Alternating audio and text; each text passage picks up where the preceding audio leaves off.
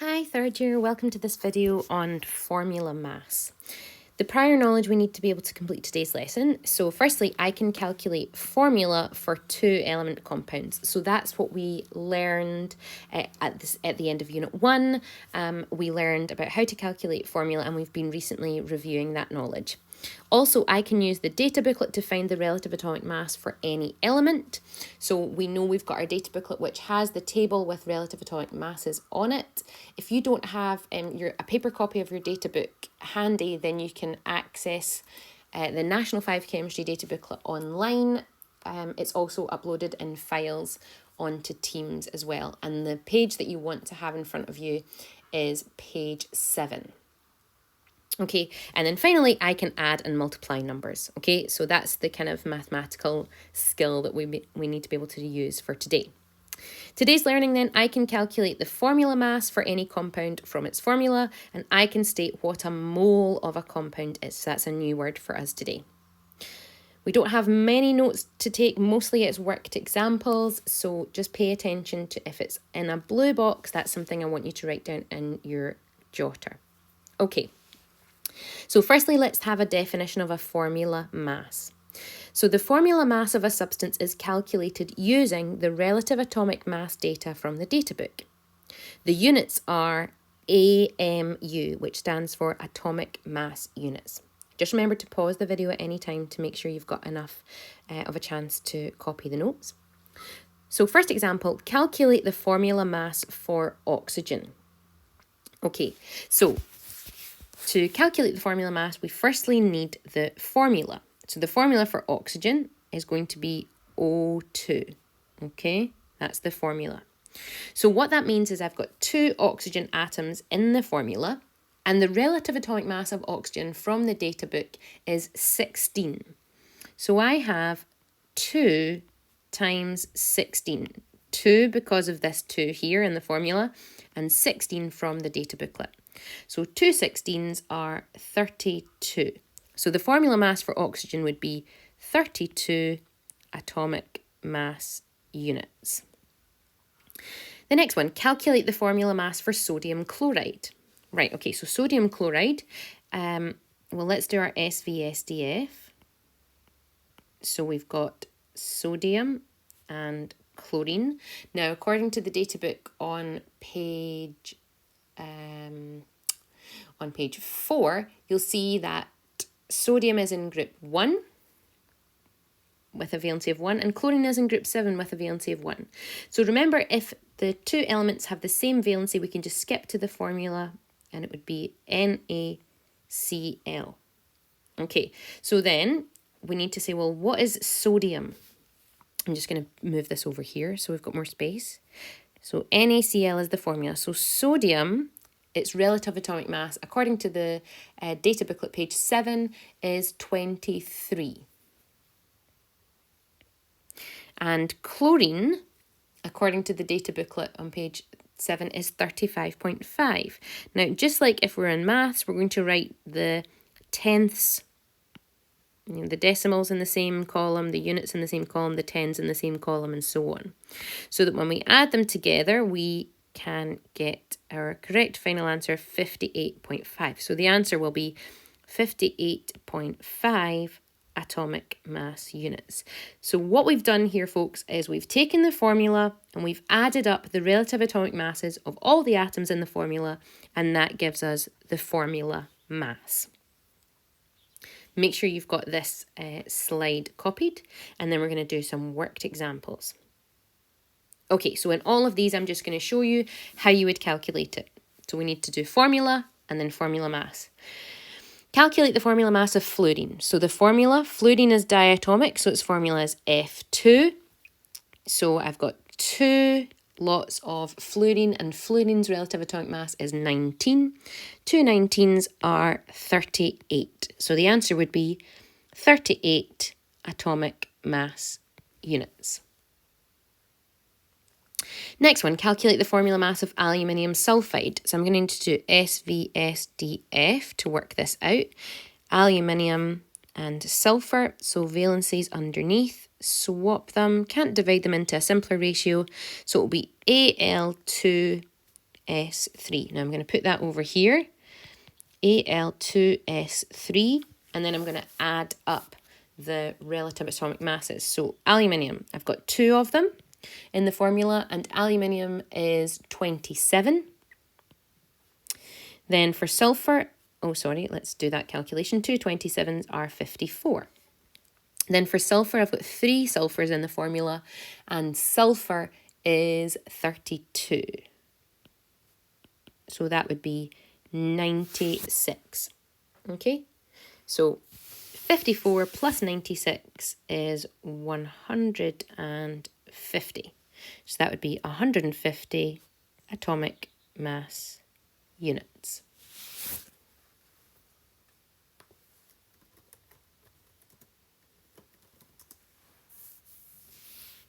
Next example, calculate the formula mass of nitrogen dioxide. So remember, when we see a prefix like di, we don't use our SVSDF method. We just write the formula as the name tells us. So nitrogen with no prefix, that means we've got just 1 nitrogen in the formula. And then the di before the oxide means we will have 2 oxygens. Okay, so 1 nitrogen in the formula. The relative atomic mass of nitrogen is 14. And then I've got 2 oxygens, so 2 times, give me a bit more space here. 2 16s are 32. So we add those together and we get 46. So the answer will be 46 atomic mass units. Hopefully we're seeing what to do here. So we're just adding up the relative atomic masses from the data book to make up the formula mass. Okay, let's change scenery a wee bit here. So, the mole. Now, the mole is a word we use in chemistry. So, we sometimes use words in place of numbers. So, for example, if I was to say I've got a pair of something, you would know I meant 2. If I had a dozen, you would know I meant 12. A century means 100. And in chemistry, we have this word mole, and it's used to represent a very, very, very large number. In fact, this is what the number is.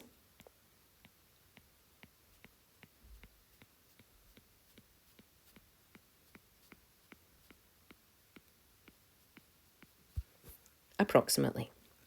Okay, so that's what our number is. And instead of talking about that number of something, we say we've got a mole of something. It's representing a really, really large number. Why do we need a word to represent a really, really large number in chemistry? Well, because in chemistry, we're often dealing with things that are very, very small, like atoms or molecules or ions that are absolutely tiny and would be impossible to weigh. Okay, to find out the mass of them. So instead of weighing the mass of one of them, we weigh the mass of 1 mole of them. And that's what the formula mass is going to tell us. It would tell us what a mole of those atoms or molecules or whatever we're dealing with would weigh.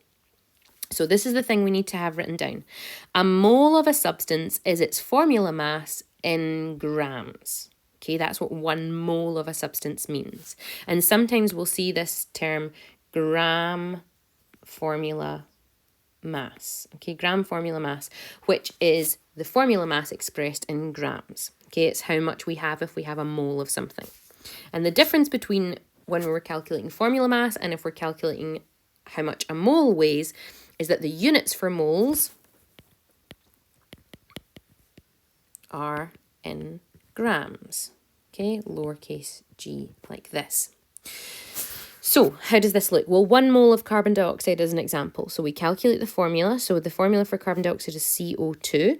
And then in the same way, we work out the formula mass. So carbon is 12 from the data booklet.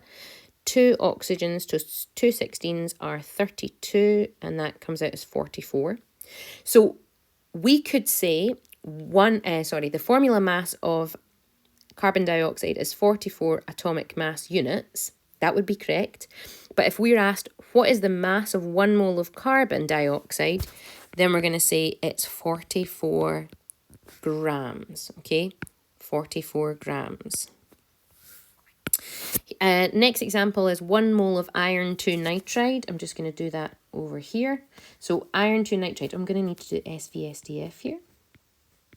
So iron with a valency of 2 and nitrogen with a valency of 3. Swap them over, can't divide them, so it's going to be Fe3N2. So 3 iron. Iron, according to the data booklet, is 56. 356, so what would that be? 150, 168. And then nitrogen, I've got 2 of them, they're 14, so that would be 28.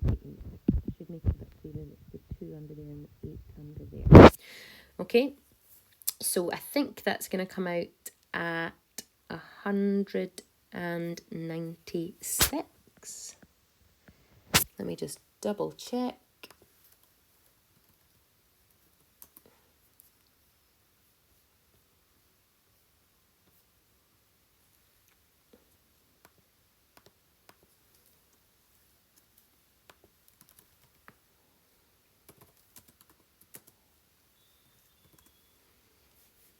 Okay, so then we'll say, well, 1 mole of iron 2 nitride is going to be 196 grams. Okay, it's the formula mass expressed in grams because it represents a very, very, very, very, very large number of those ions or atoms or molecules, depending on what we're talking about. Okay, so let's have a practice of these. Here's one that says calculate the mass of 1 mole of argon. Okay, now argon is an element, but it's not a diatomic element, so we can just take its relative atomic mass straight from the data book, and argon is 40. Okay, so 40, so it's 40 AMU, so therefore the mass of 1 mole is 40 grams. Next one, calculate the mass of 1 mole of cobalt-2 chloride. So we're going to need to use our SVSDF here. So cobalt with a valency of 2, chlorine with a valency of 1. Swap them over. Can't divide them into anything simpler, so COCl2. So I've got 1 cobalt, and cobalt's relative atomic mass is 59. 2 chlorines, so 2 times 35.5, which is 71. So add these numbers together. So that'd be 80 plus 50, that'd be 130. That would be the atomic mass units. So 1 mole would weigh 130 grams. Next one, calculate the mass of 1 mole of lithium phosphide. Let's do SVSDF again. So lithium with a valency of 1 because it's in group 1. Phosphorus is in group 5, so its valency is 3. We swap them over. Can't divide them into anything simpler, so Li3P. 3 lithiums, so the relative atomic mass of lithium according to the data book is 7, so that's 21. Phosphorus is 31, I think. Yep, 31. So that comes out as 52 atomic mass units for the formula mass. So the mass of 1 mole then would be 52 grams. So while we're here, let's think about what we're saying. So I'm telling you, and I'm just going to put this in a wee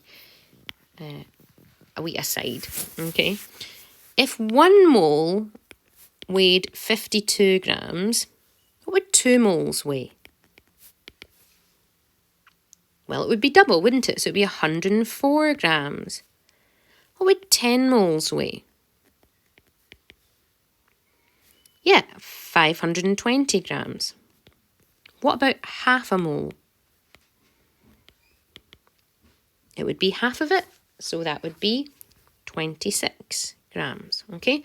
So if we know what 1 mole weighs, then we can use that to work out any number of moles of that substance, okay? Just by multiplying and dividing as appropriate, okay? Here's another one. Calculate the mass of 1 mole of ethane. Okay, now ethane is something we learned in Unit 2. It's one of the hydrocarbons. It's an alkane. the formula for it is C2H6. Remember, you should be able to draw these out as well if you forgot. So I've got 2 carbons, 2 12s are 24, and I've got 6 hydrogens, so 6 ones are 6. So that's 30 atomic mass units in the formula. So the mass of 1 mole would be 30 grams. Again, we're thinking to ourselves, if I know what the mass of 1 mole is, I can work out the mass of any number of moles. 2 moles would be 60 grams, 3 moles would be 90 grams.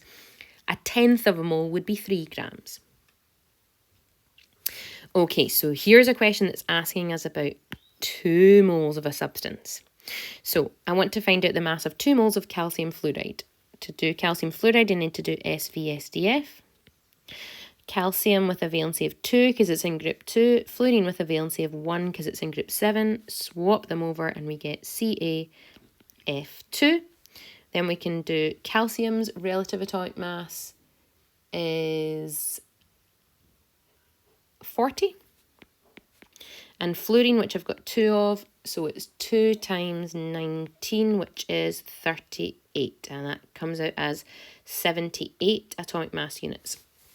So 1 mole weighs 78 grams. So 2 moles would be 2 times 78 grams. So that would be, well, I'm doing in my head, 2 times 70 is 140.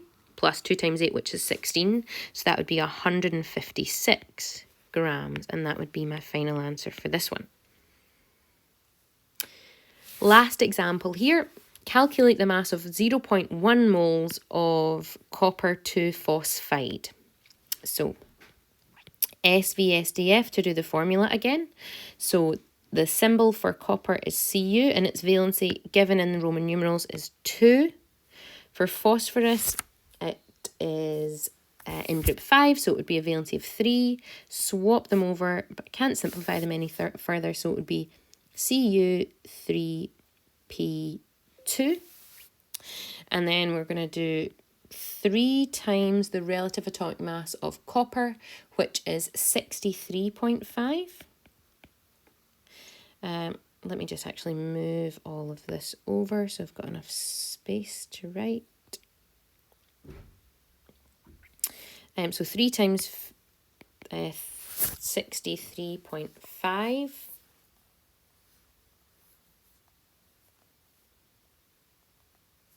is 190.5. And then for the phosphorus, 2 times phosphorus is 31 is 62. So we add these together. 252.5 atomic mass units.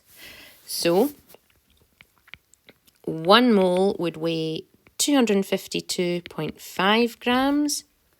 So 0.1 moles would weigh 25.25 grams. Okay, so what we're doing is we're using the formula, we're adding up the relative atomic masses within the formula, and then we're saying that, well, if I know what the formula mass is, then the number of then the mass of that is called 1 mole. So 1 mole is the formula mass expressed in grams, sometimes called the gram formula mass. Okay? Any issues with this learning, please just let me know on Teams. Thanks everyone, bye!